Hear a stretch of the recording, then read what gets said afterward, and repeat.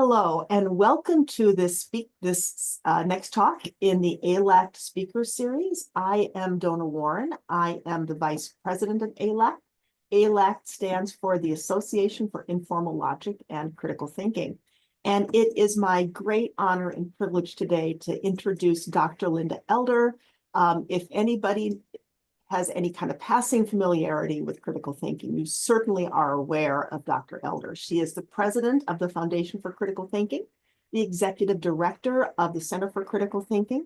She has the book, Liberating the Mind, Overcoming Sociocentric Thought and Egocentric Tendencies, and a new book, Critical Thinking Therapy for Happiness and Self-Actualization. And I just very much look forward to this talk. There might be time for questions afterwards, probably will be, and I will be monitoring the chat as well. So I will turn it over to Dr. Elder.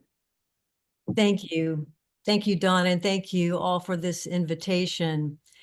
What I'm going to be introducing in this brief time is the concept of critical thinking therapy that I have detailed in the book that Donna mentioned. So this is just out. It's a new approach to therapies, mental health therapies of any and applicable to all types. Let me say that, first of all, by way of something like disclaimer, I'm not a therapist. I am a critical thinking theoretician, if I'm anything, and I'm an educational psychologist.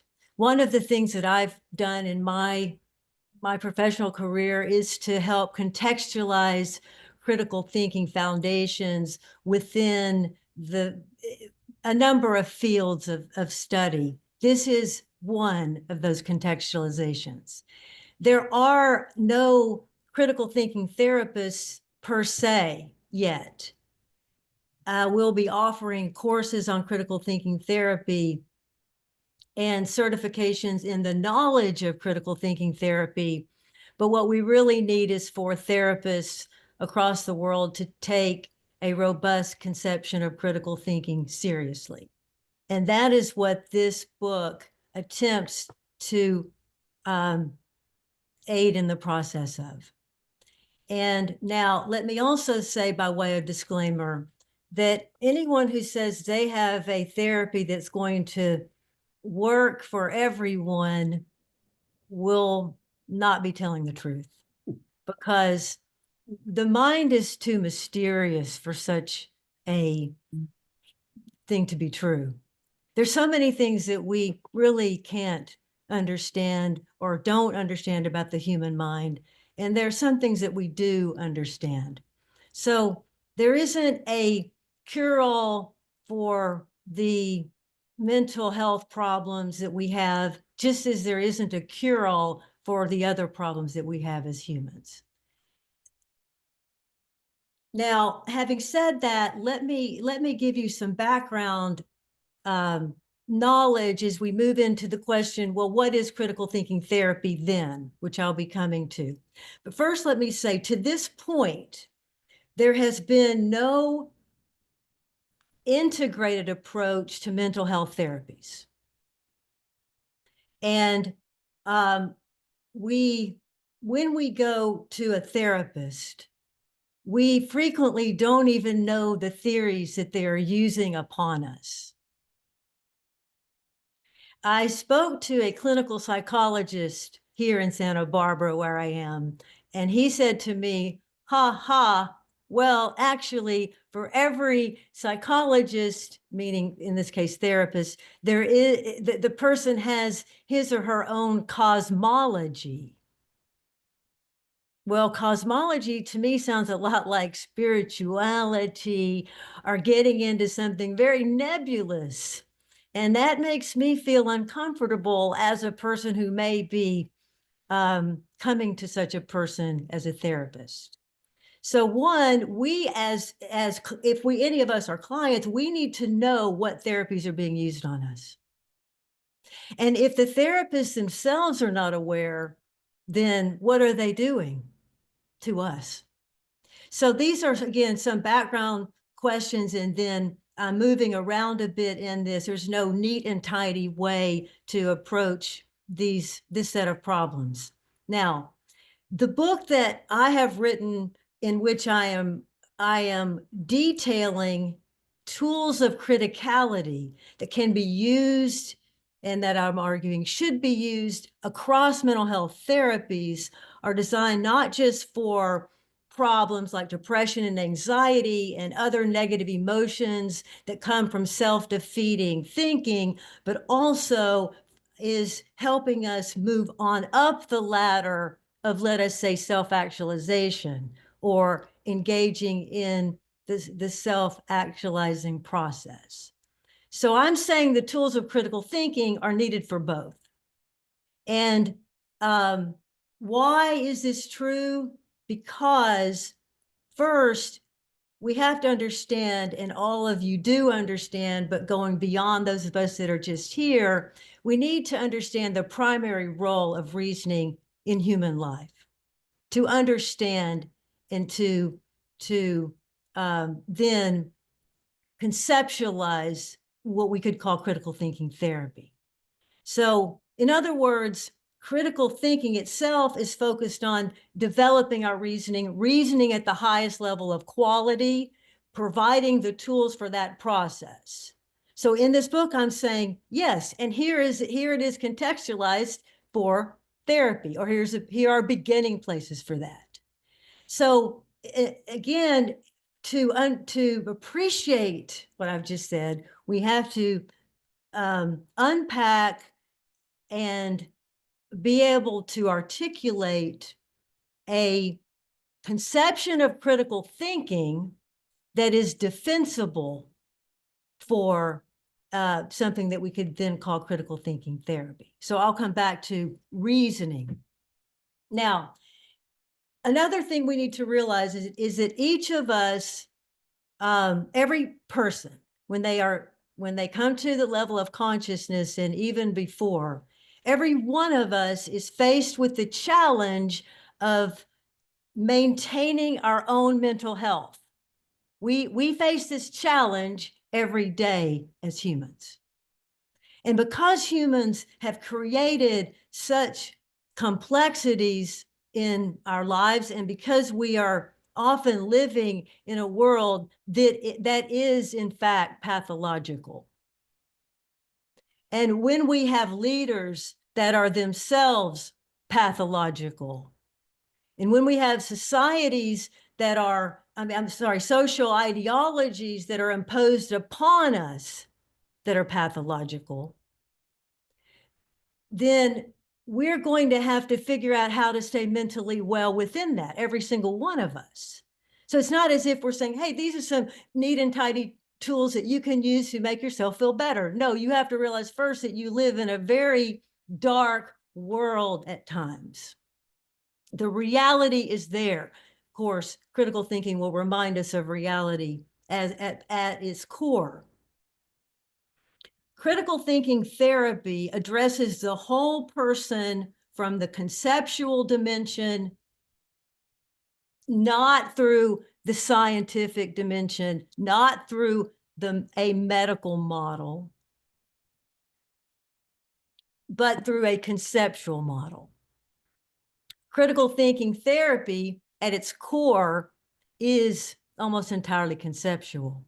That doesn't mean there isn't a medical component at times, or that research isn't relevant. Of course it will be when we need to gather certain kinds of information. But now I'll come back to that. Critical thinking therapy places the responsibility for one's mental health on the shoulders of the client from day one. It brings in the tools of critical thinking, as I've said, from day one. It requires routine practice from day one. And it's, again, looking at, importantly, the whole person. So, and all of the domains within which we think and live. So let me give you, so one of the problems with current systems that lack this integrated approach that I'm arguing for is that they tend to be partial or even problematic. So let me give you an example of this. So let's say that a person comes into therapy due to anger issues with his wife. And the therapist, let's say, is very much focused on the concept of anger and the concept of the relationship between the two. Of course, that's going to be important. But maybe what is really happening, maybe the root of the problem has nothing to do with his wife. Maybe the root of the problem has to do with the fact that he hates his job. Some therapists will help clients come to see that. Perhaps the real problem is that he's not taking care of his physical body. He's not exercising enough. Maybe he's not getting enough relaxation in his life. Maybe he's not even thinking about the concept of self-development and self-actualization. And therefore, the anger is focusing on the anger itself will only get us so far. And you can see from that example that I just gave that we will need to think within all of the important and relevant domains of our lives. We'll need to think well within those to be mentally well overall.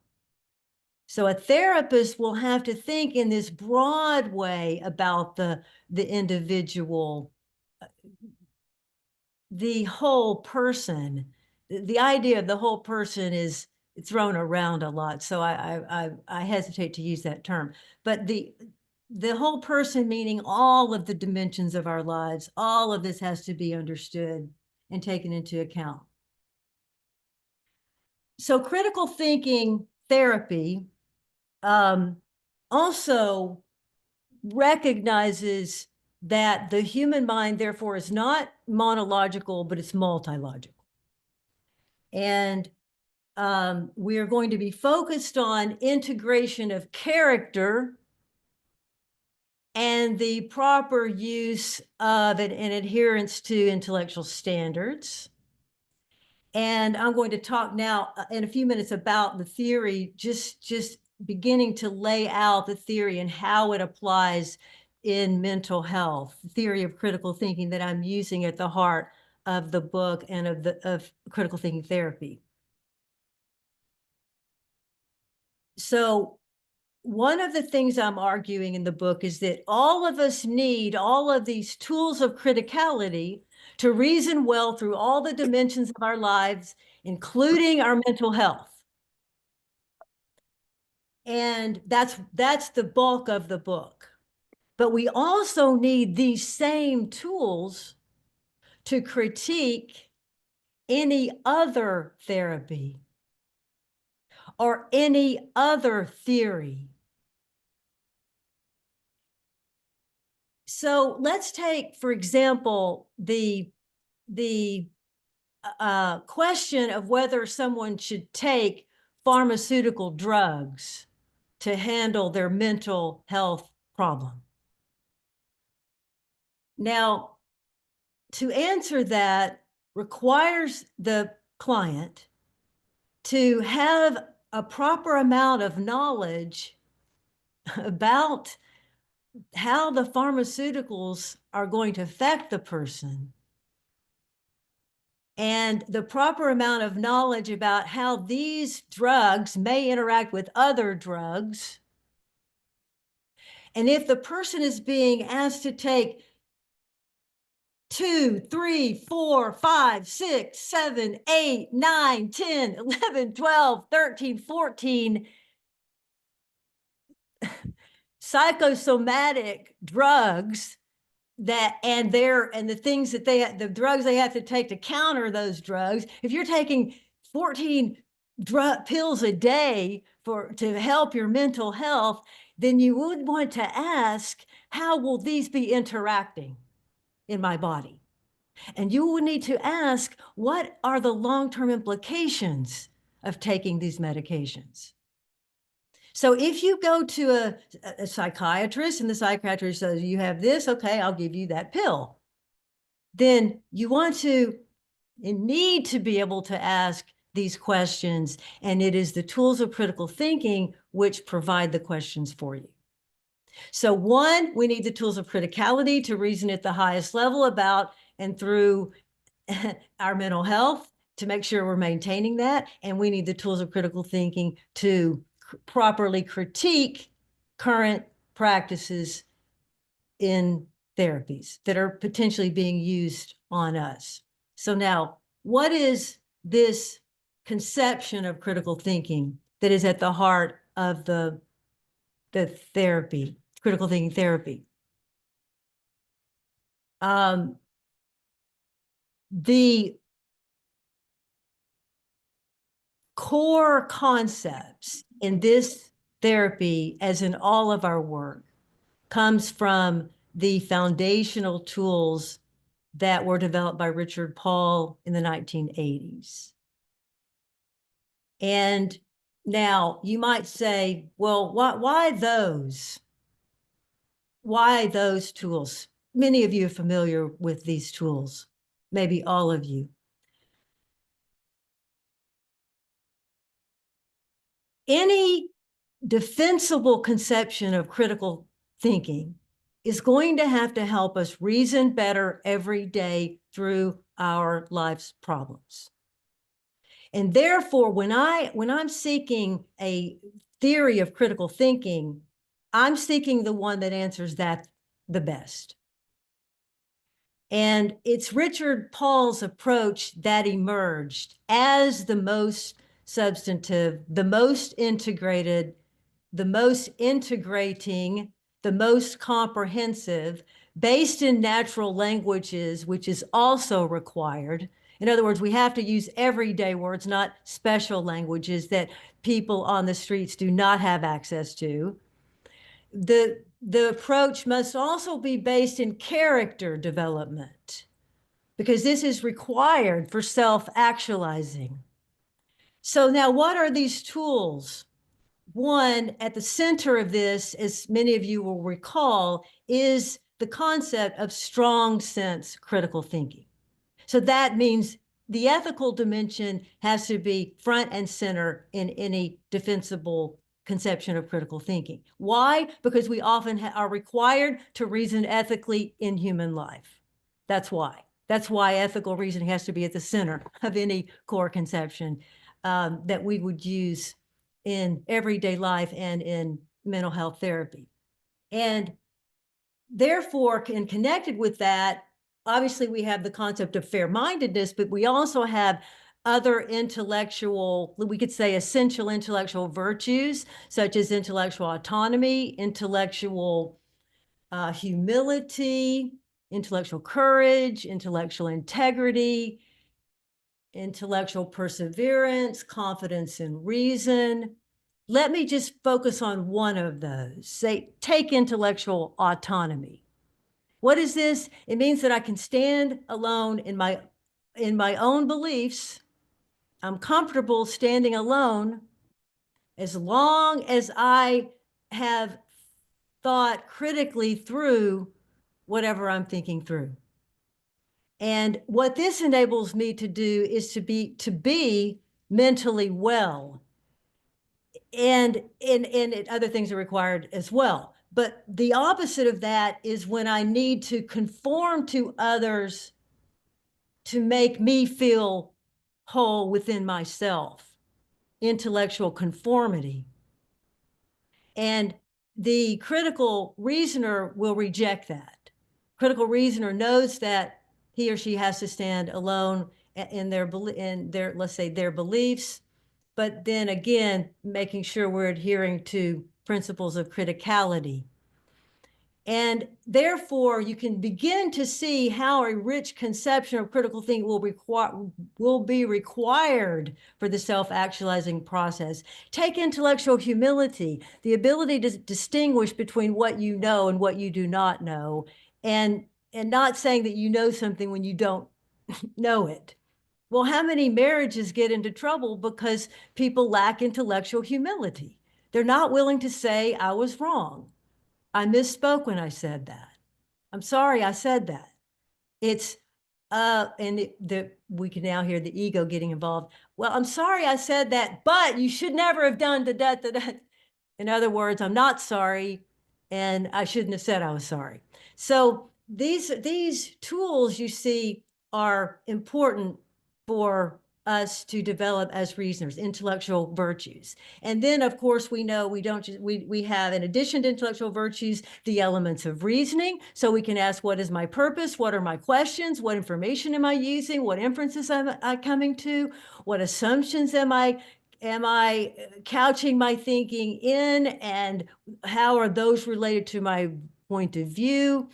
And how are these interconnected with my concepts and being guided by my concepts? And what are the implications of any or all of this reasoning? You can imagine that if you're not aware of the purpose of your marriage, you may get into trouble in your marriage. If you're not aware of your purposes in your work, well, how are you going to guide your thinking properly? If you're not able to articulate rich questions in your life and follow through those questions, reasoning through them, then how well will you be thinking? You will also be, all of us are continually gathering information. Is the information accurate? Is it relevant? Is it something that someone has made up and told me and now I believe it? What inferences am I making about the people around me, about the information I'm seeing? What concepts are guiding my very thinking? How do I think about mental health? How do I think about the meaning of life itself? I do mention Viktor Frankl in the book. I refer to his work on the importance of having meaning, and the meaning has to be given by oneself. And this is just one of the many moves that we can make when we understand the elements of reasoning. Then we have intellectual virtues at the center of the approach. We have the elements of our reasoning, critical thinking, critical reasoning, critical elements of our reasoning. There we have 8. There we have a beginning place for opening up any problem that we face in life, many of which will be connected with our mental health. And then we have intellectual standards, which many of you know Richard put forward as the core early on of his work.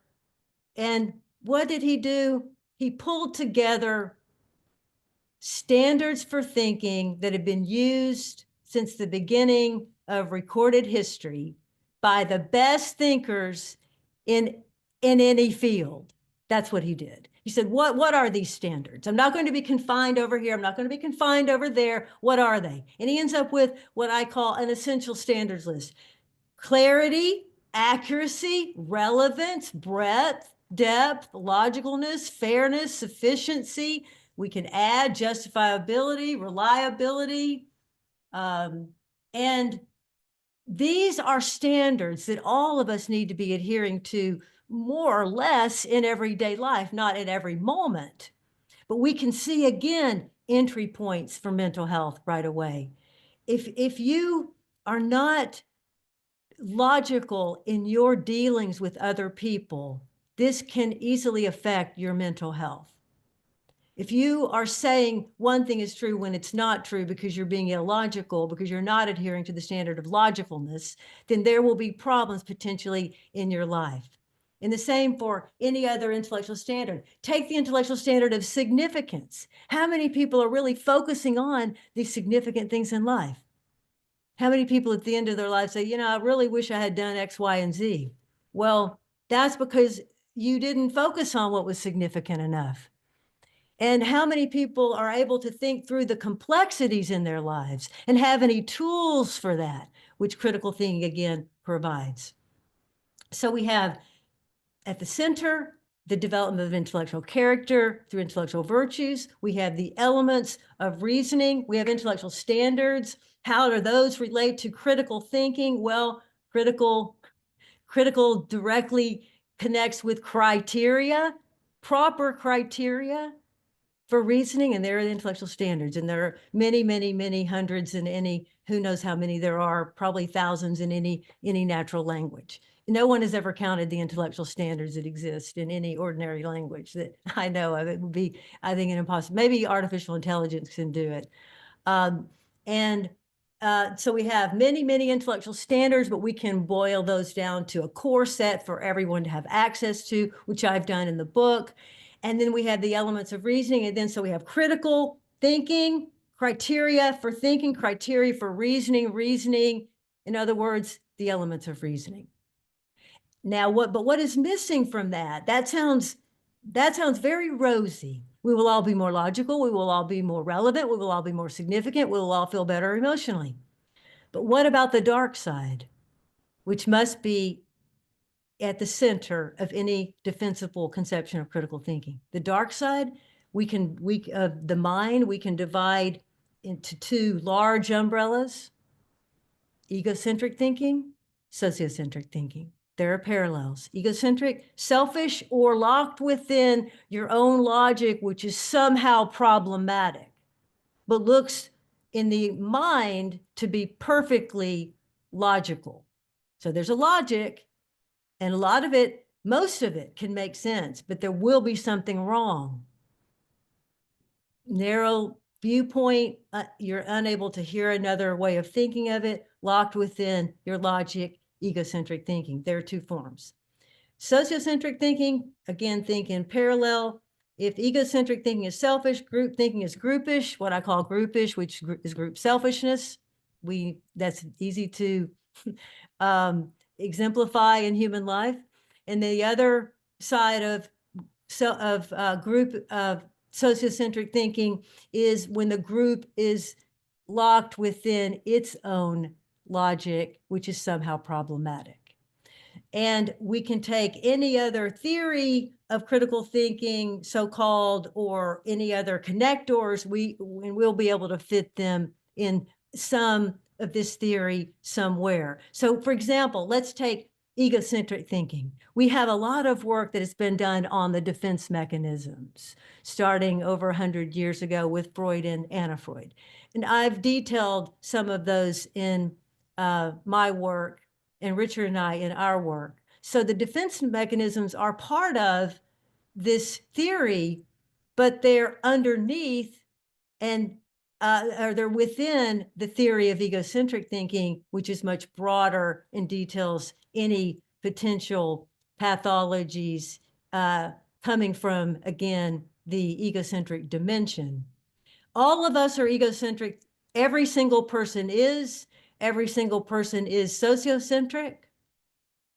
And if we're not aware of the extent to which we are and the ways in which we are either egocentric or sociocentric, this was going to potentially affect our mental health.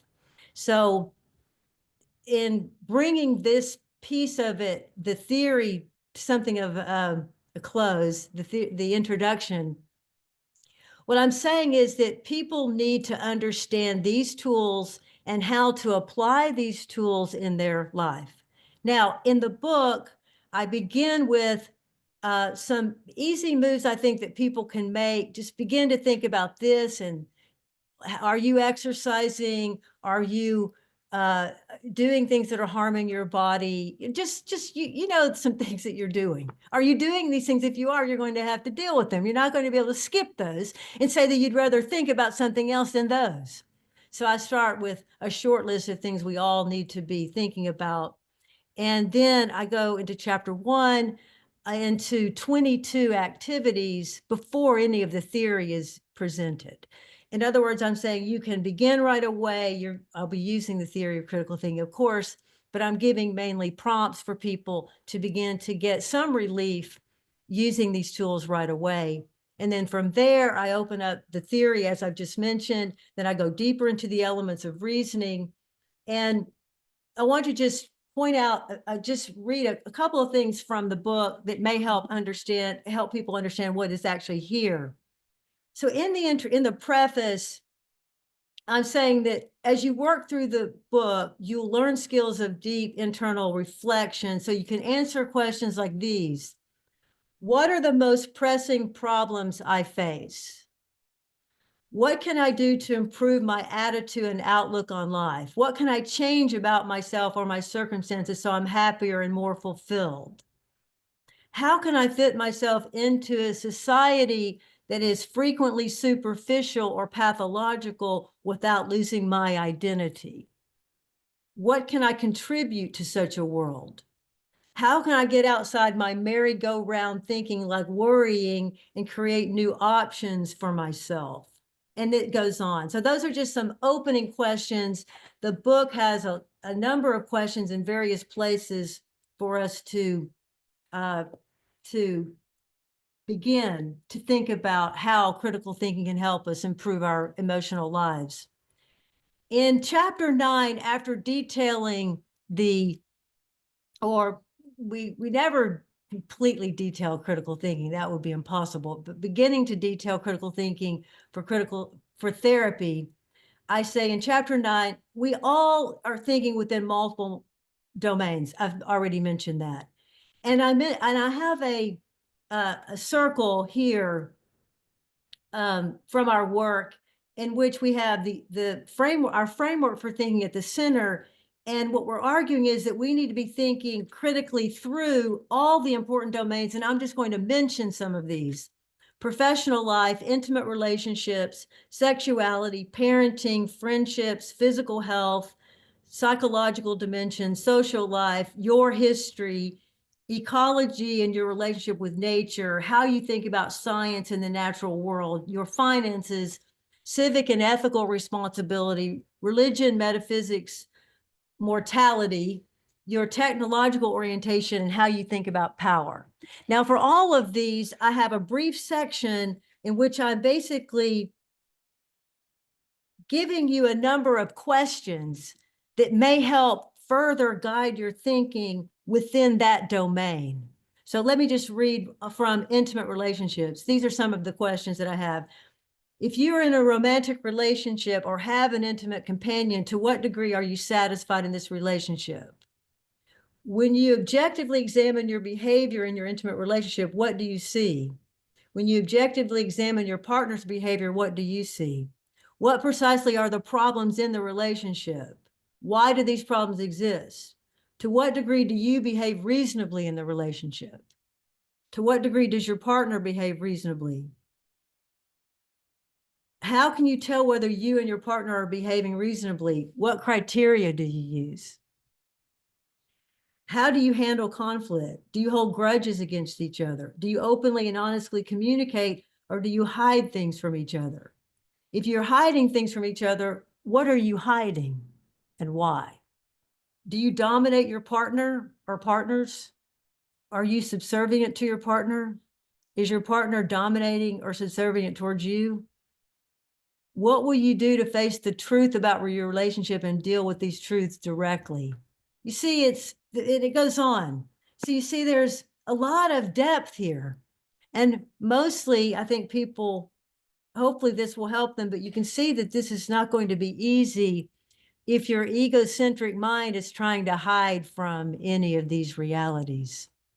So that gives you a sense of some of the questions that are there. And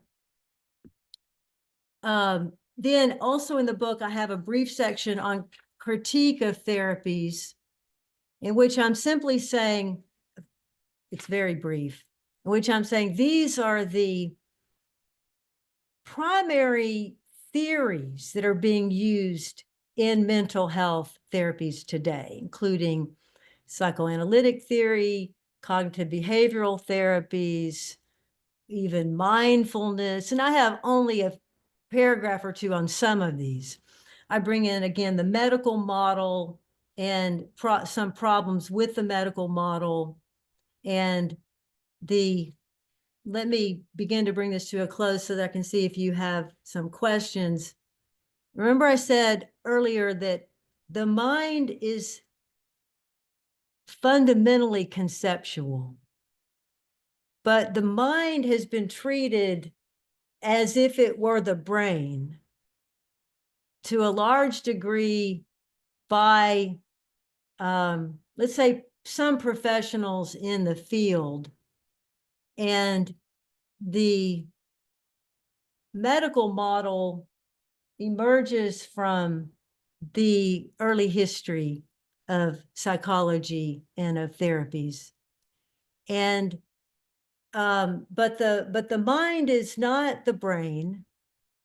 And we often we read research results that try to connect brain to mind, but we often see at the end of those studies that what they're telling us about the mind, we already knew. So, or there's maybe some problem, but where we do see ideas coming from science about the mind, my standard is this: it has to be that we didn't already know it before. So if you give me a study that shows that people are egocentric, I can tell you that we didn't need that study. We already knew that before. If you give me a study that shows that people are sociocentric, I'll say we didn't need that. We had that. So if you give me a study that shows that when people are in accidents and they have this kind of brain damage, and then you give them this solution and it works, and we've done a longitudinal study to show it, and that it improves the development of the mind, then we will consider that. So the mind, the reason why reasoning must be at the heart of critical thinking therapy and is at the heart of any defensible therapy is because reasoning is at the heart of human life. And what we need is to better understand reasoning. And when we understand reasoning, then we're prepared to understand or develop a rich conception of critical thinking therapy. And let me say this, in terms of the impetus for the book itself, there have been there were a number of reasons why I wrote the book. And one of them was that in recent years, several clinicians have emailed me where they were, as it were, slapdashing at trying to bring critical thinking into what they were doing in therapy. But because they themselves were not beginning with a rich conception of critical thinking, I could see that it wasn't going to work. So that's a beginning place. Let me pause now. I know there's a lot more to be said, and I know it's difficult to grasp this concept in such a short time, but that's again, introduction to critical thinking therapy. So I'm open to questions. Thank you very much, Dr. Elder. That was incredibly enlightening. I think I have muted people as you've entered our talk. So, but I do believe you can unmute yourself. So if you would like to just ask a question, I encourage you to do so. Yes, Miriam. Yes, can differentiate between what you are saying about critical reasoning and critical thinking? I'm not distinguishing between the two. I'm Okay. saying that, yes, I'm saying that's a good question. I'm saying that if you're using the term critical thinking, then what we really mean by that when we start to analyze it is critical reasoning. But then you might say, well, what is the difference then between thinking and reasoning? And so to answer that question, we need examples of thinking that would not be reasoning. So for example, daydreaming, and connected to that, associational thinking. So after we finish this meeting and we say goodbye and we leave, our minds will be bouncing around a little bit, maybe. You may be thinking about this talk, but you may be thinking about what you're going to eat for a snack or for dinner or for lunch or whatever. You see, your mind may be going to this, to that, to this, and some of that will involve reasoning because you're trying to actually figure something out. So when you're trying to figure something out, this is when reasoning is involved. But we're not constantly reasoning, but we are reasoning so often in human life that you wouldn't be able to count the number of times that we're reasoning. Every time that I say something, you reason to some conclusion about what I've said, at least one. So that's every time someone says something, you interpret. Somebody says something, you interpret. So we're in that process, we're more or less continually reasoning in, let's say, in a setting like this. But there are situations in which we're not. So let's say, again, associational thinking, just relaxing the mind's seeing this idea pops up, that idea pops up, there's no problem with that because I'm relaxing. Maybe you are actually trying to relax, and that would be maybe another form of thinking, or maybe it's not thinking, where you're just relaxing. I'm not sure what a non-thinking state is. I've never managed to achieve that, but some people seem to be able to do that. Let's say through something called meditation. So there are other forms of thinking, and then we could maybe come up with a few more. But again, reasoning is primary here, because whenever you're doing any other form of thinking, first of all, your reasoning may need to intervene in some of that. So you are just daydreaming and somebody says, "What do you mean? You're late to a meeting. You need to get moving." And you just, no, I think I'll just sit here and daydream. No, your reasoning kicks in, and then you get ready and then you go. So, or let's say you're trying to relax your mind. I'm just going to relax my mind. I'm not going to think about anything right now. I'm just going to relax. I've been thinking a lot of difficult thoughts today. I'm going to relax my mind. And then what's happening? So that's not reasoning. If I'm relaxing at that moment, I'm relaxing. And then my mind starts to try to figure something out. But I said to myself, wait a minute, you were going to relax. So again, that requires reasoning. I need reasoning to figure out that I'm reasoning at the wrong time. So hopefully that helps a bit. But when we say critical thinking, we generally mean critical reasoning. And when we have reasoning, we have all the toolbox of critical of reasoning that has been, well, was really developed in the 1980s. The So foundation. you can say that the reasoning would be applying a lot of those standards. If you're reasoning, you would be using those intellectual standards, applying those. Well, when we're reasoning, okay, so first of all, we're always reasoning. We're not always reasoning, but whenever we're trying to figure something out, we are reasoning. All of us, whether we are adhering to intellectual standards or not. So we have purposes, we're asking questions, often at the unconscious level, we're using information, we're making inferences, we're making assumptions, we're utilizing thinking through concepts. We're all doing this throughout the day, but mostly people don't know they're doing this. So they don't know they have the elements of reasoning even occurring. But the critical reasoner applies criteria to the reasoning, to those elements, and strictly, when possible, adheres to those standards, such as clarity, accuracy, relevance, depth, breadth, and so forth. And the context will determine whether you need to adhere to this or that or the other standard, the context. Thank you. Mm-hmm. Frank, or Don, are you? I'm not sure if I'm not just I'm accustomed to calling on people. So I'll wait for you.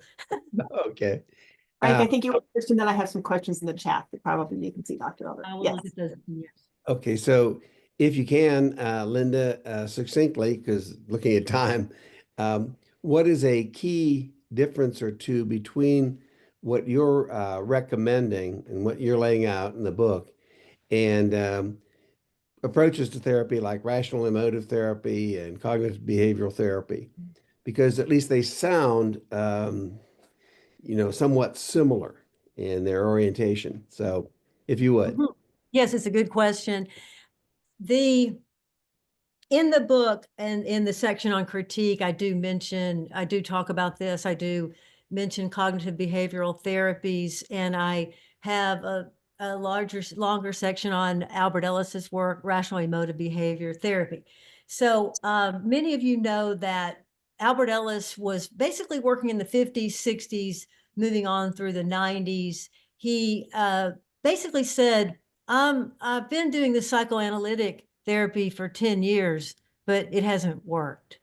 I was taught that if I could get the woman to fall in love with me, then I could get her to fall in love with someone else, and that transference would work. But actually, I can get her to fall in love with me, but I can't get her to fall in love with someone else. So he was making these moves and saying, and that was just one of them. So he began to examine his own life, and he developed a very robust conception of therapy under, again, rational emotive behavior therapy, first rational emotive therapy. And his work is focused primarily on people who have a self-defeating orientation to life. So they're experiencing pain of some type, anxiety, depression, etc. And his work is thoroughly done within that area. There's a lot of work that he's done. Everything, for the most part, that I've read has been sound. And I would think of it as a part of critical thinking therapy, because he gets into detail within the self-defeating part of the problem. But self-defeating thinking is not the only problem for humans and their mental health. Some people are not self-defeating, at least on the surface, but they are actually not happy because let's say someone who may be successful professionally, or even think they're successful in their personal life. But if they may experience some positive emotions, but they may think, there's still something that I'm not achieving. There's something wrong here. And that person may be, for example, a person who's good at dominating others, or people that are good at dominating others, and they feel good at the time. They don't think of themselves as self-defeating, but actually they are self-defeating because they're not achieving within their capacities at the highest levels. So remember, we're not just focused on helping someone that's very unwell emotionally, let's say, but people who are at the mediocre level and want to move up. We're also focused on the entire person, using all of the tools of criticality. Albert Ellis focused on some of the tools very deeply, such as, for example, following out logical implications. He really hammered that. And by so doing, he would have been connecting with other critical thinking moves, some implicitly and some explicitly. But Ellis did not have a rich conception at the front and center of his work of critical thinking. He was using it. He was sometimes making some of the tools explicit, but not in the biggest possible way in terms of the toolbox. And then let me say, so cognitive behavioral therapies are a mixed bag. They're like the field of psychology itself. It's a mixed bag. There's no agreed upon logic within psychology. There's a there's a logic of psychology probably for every given psychologist. So, so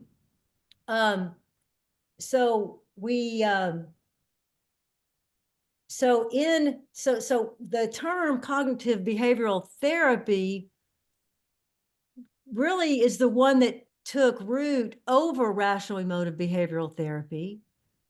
And often these therapies are either watered down from Albert Ellis's work, or they're entirely misleading. And they sometimes may be using, for example, psychoanalytic theory in disguise.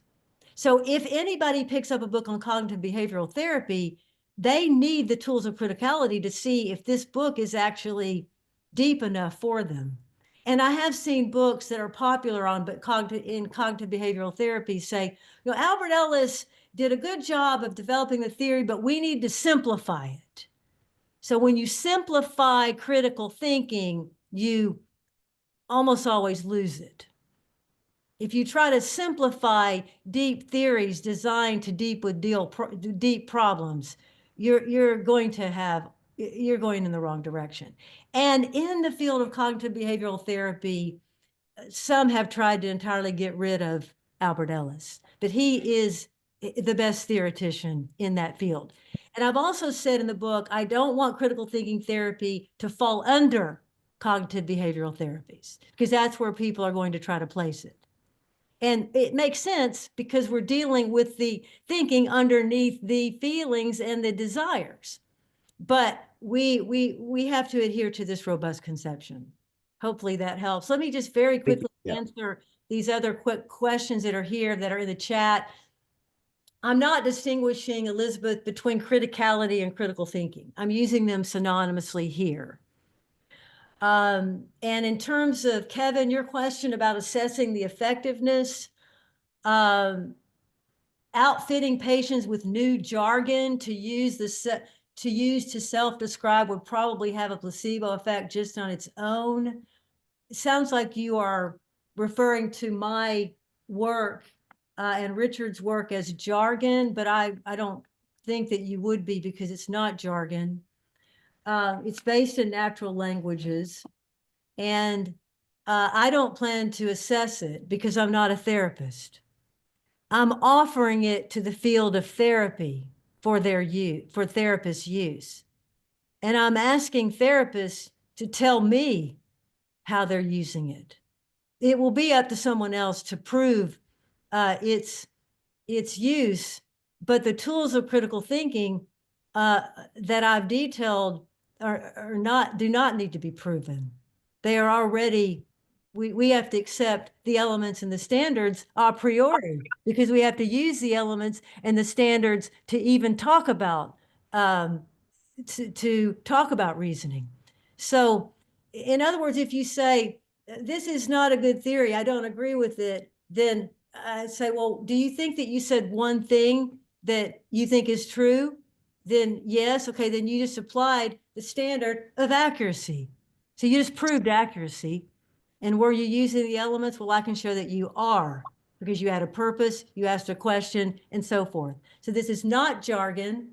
It is everyday language that everyone needs to have if they want to develop within their capacity at the highest levels, and they don't think they're doing so now. And I do invite therapists to let me know how they're doing, to use the work, to do the studies that you are mentioning, but we can only do so much in a lifetime. Are there any other questions? I think I have the ones in the chat.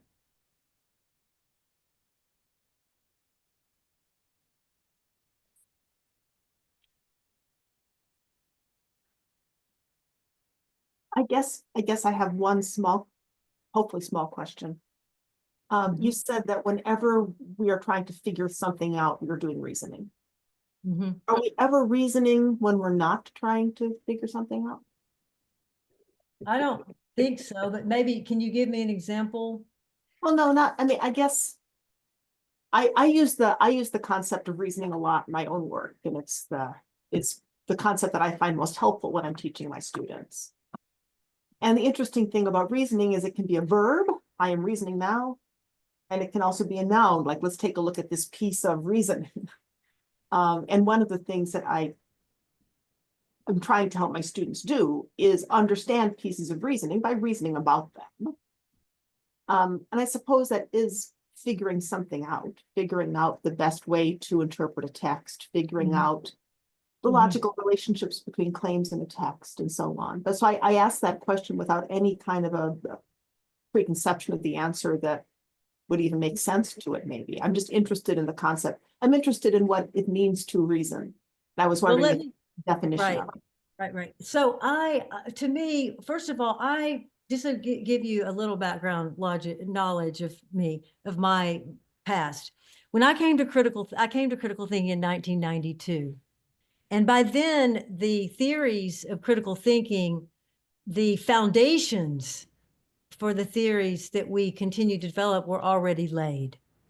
And so what I could see from the field is, well, what Richard had figured out is that you have parts of reasoning and they're not narrow. These parts are not narrow. There's a broader set, but there's a definitive set of elements or parts to our reasoning.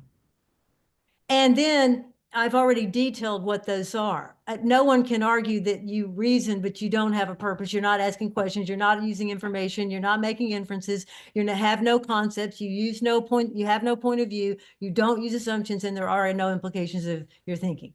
So the opposite of that is we have all those that are present, and when we place them in a wheel, we can see that when we have one, the others are present and they're continually affecting one another.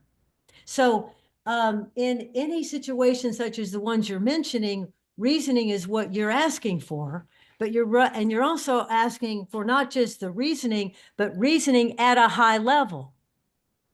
And the best reasoning is always reasoning that adheres to proper intellectual standards in context. And again, this isn't something that was created by anyone. It just is the fact that it's true.